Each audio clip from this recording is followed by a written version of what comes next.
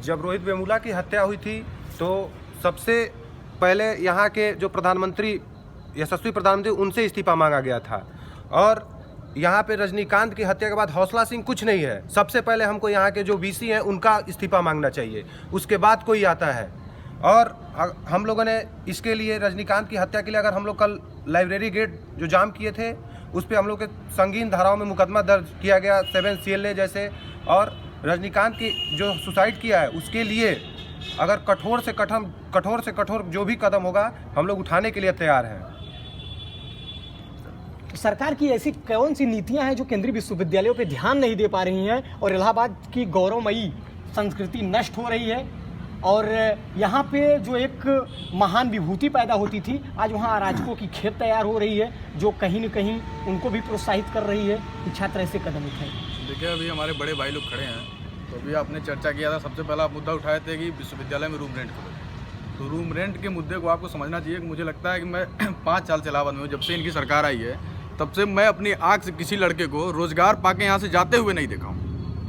तो मकान मालिकों का मन क्यों नहीं बढ़ेगा? क्योंकि यहाँ पे तमाम हर साल करीब 10 लाख के आसपास, 2 लाख के आसपास, 3 लाख के आसपास लड़के हमेशा आते रहते हैं।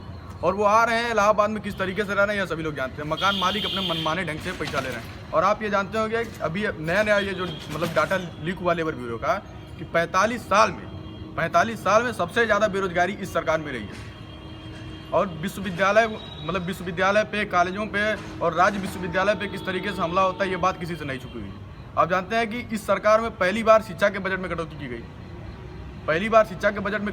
और ऐसे ऐसे लोगों को उस पद पे बिठाया गया कि मतलब संस्थानिक हत्या होनी ही है। क्योंकि अभी आप लोग मतलब रजनीकांत की हत्या संस्थानिक हत्या, ये संस्थानिक हत्या है ही पूरा। क्योंकि हमारे आज ये मतलब विश्वविद्यालय के मतलब तंत्र को पूरी तरीके से बर्बाद और वो बदनाम किया जा रहा है। स्मृति ईरानी जो कच्चा 8 पास है उनको शिक्षा मंत्री बनाया जाता है।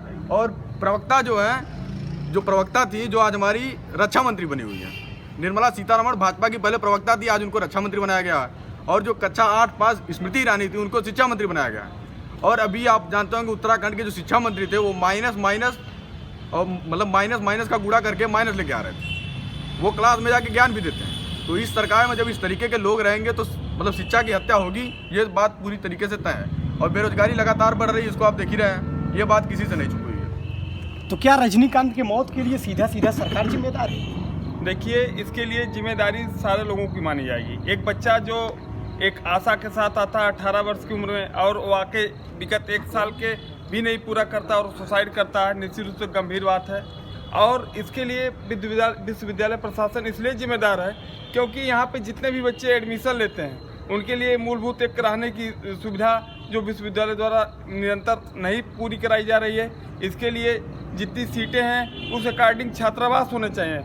मैं समझता हूं कि स्ट्रेंथ बढ़ रही है बच्चों की, तो उसके साथ साथ नए छात्रावास बनने चाहिए। अभी HRDC ने 10 अपना जो बजट दिया विश्वविद्यालय को, उसमें से 10 करोड़ रुपए पुनः वापस हो गए। उसको विश्वविद्यालय किसी भी कार्य क्षेत्र में लगाने में सक्षमता नहीं जाहिर की। तो मैं समझता हूं कि वो बच्चा अगर सुसाइड करता है इसके लिए विश्वविद्यालय भी जिम्मेदार है। और दूसरी चीज़, इलाहाबाद में जो मकान मालिक हैं जो बच्चों का शोषण कर रहे हैं, एक प्रकार से वो एक फैक्ट्री समझते हैं, 10 कमरा बनवा रहे हैं और एक कमरे का रेंट जो मैक्सिमम 1000 होना चाहिए उसको 3000, 5000, 6000 वसूल कर रहे हैं।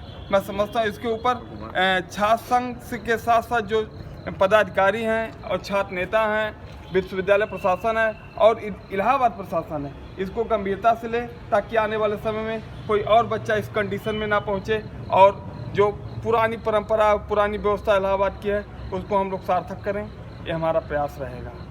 और एक महान व्यक्ति ने कहा था कि परिंदे भी नहीं रहते पराए आसियानों में, तुम्हारी तो उम्र बीत रही है किराए के मकानों में। उस समय इस शब्द की प्रासंगिकता, इस लाइन की प्रासंगिकता क्या रही होगी, लेकिन आज इलाहाबाद में इस लाइन की प्रासंगिकता हर प्रतियोगी छात्र के जीवन पे साफ साफ परिलक्षित होता है।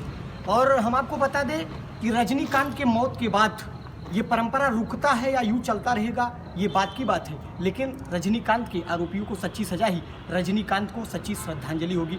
धन्यवाद।